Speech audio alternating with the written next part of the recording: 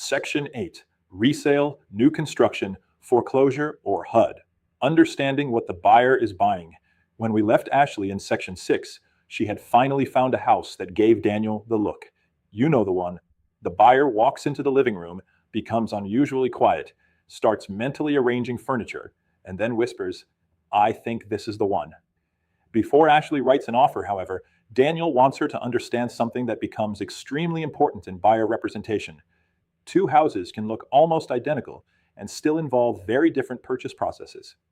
A traditional owner-occupied resale, a new construction home, a lender-owned property, and a HUD-owned property may all provide someone with a place to live.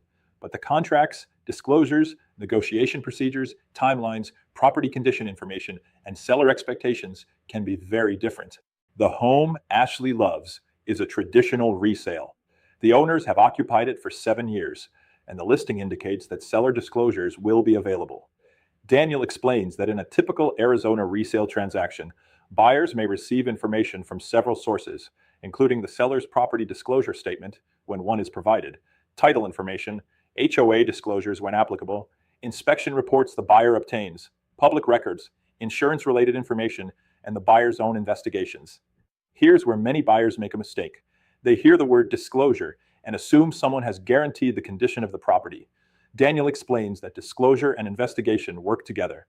A seller's disclosure is important, but it doesn't replace the buyer's inspections and independent due diligence.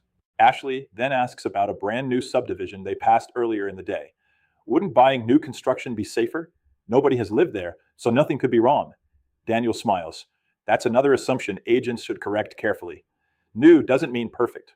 New construction can involve construction defects, incomplete items, drainage questions, grading issues, warranty provisions, HOA requirements, builder contracts, design selections, construction timelines, and other considerations. A buyer may still benefit from appropriate inspections and investigation. There is another issue Daniel wants Ashley to understand about new construction. She tells him, "I already went into the sales office last weekend and talked with the salesperson. They were really nice." Daniel immediately asks what she signed and what information she provided.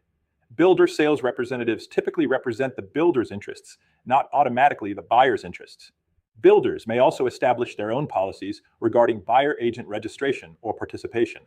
An agent representing a buyer interested in new construction should understand the builder's procedures before the buyer begins casually signing documents or registering without understanding the consequences. The fact that a home is new does not eliminate the need for professional buyer representation. Daniel also shows Ashley a lender-owned property, often called an REO, or real estate-owned property. The price catches her attention immediately. "Why is this one cheaper?" she asks. Daniel explains that a lender or other institution may have acquired the property following foreclosure or another process and is now selling it. The seller may have limited first-hand knowledge about the property's history or condition. The transaction may involve seller-specific addenda, procedures, approval requirements, or limitations that differ from a conventional resale.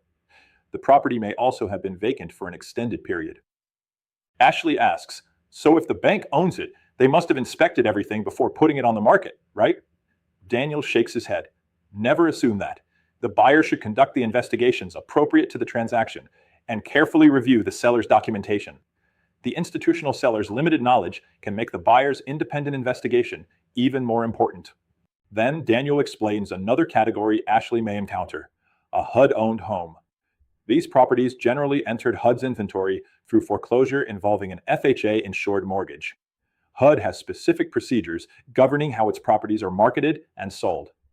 Depending on the property and current program requirements, there may be bidding procedures, eligibility periods, required forms, property condition information, and other transaction-specific rules.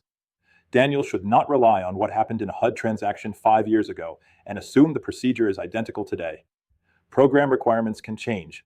Experienced agents verify current HUD instructions and property-specific information when working with these transactions. Michael has a broker rule for situations like this. Read the transaction you're actually in. Don't assume the Arizona Realtor's resale contract is the only document that matters. Don't assume a builder contract works exactly like the standard resale contract. Don't assume an institutional seller will negotiate repairs like an owner-occupant seller. Don't assume an REO seller has the same knowledge about the property as someone who lived there for 20 years. And don't assume the words as is mean the buyer should stop investigating. That last point is particularly important. Buyers sometimes hear as is and think it means they have no rights, no inspections, and no ability to investigate anything. The actual contractual language controls. An agent should read the applicable agreement carefully and explain the real estate provisions within the scope of the agent's expertise rather than relying on slogans. When legal interpretation is required, appropriate legal advice may be necessary. Arizona buyers may also encounter statutory disclosures depending on the property. For example, planned community and condominium transactions may trigger statutory resale disclosure requirements under ARS sections 33-1806 and 33-1260. Certain transactions involving land in an unincorporated area of a county may involve an affidavit of disclosure under ARS sections 33-422 when the statute applies. The lesson isn't that Daniel should memorize every possible property scenario. The lesson is that he should recognize when the property type changes the questions that need to be asked. Ashley looks again at the resale home she loves and says, "Okay, I understand. Before I fall in love with the price or the pictures, I need to understand what kind of transaction I'm actually entering." Exactly. The property matters, but the type of sale matters too. Ashley is still interested in the resale home. In fact, she's more interested than ever. She looks at Daniel and asks the question we've been waiting for. "So, what should I offer?" Now Daniel has to turn Ashley's excitement into an actual negotiation. That's where we're headed next. Online discussion 1. Ashley believes new construction does not need to be inspected because nobody has previously lived in the home. How should Daniel respond? Answer. Daniel should explain that new construction does not guarantee perfect condition. Construction defects, incomplete work, grading or drainage issues, system problems, and other concerns may exist, even in a newly built property. The buyer should evaluate available inspection opportunities, builder documentation, warranties, and other appropriate investigations, rather than assuming new construction eliminates risk. 2. Why might due diligence be especially important when purchasing an REO property? Answer. An institutional seller may have limited first-hand knowledge of the property's history and condition, particularly when the property has been vacant or acquired through foreclosure. The transaction may also use seller-specific documents or procedures.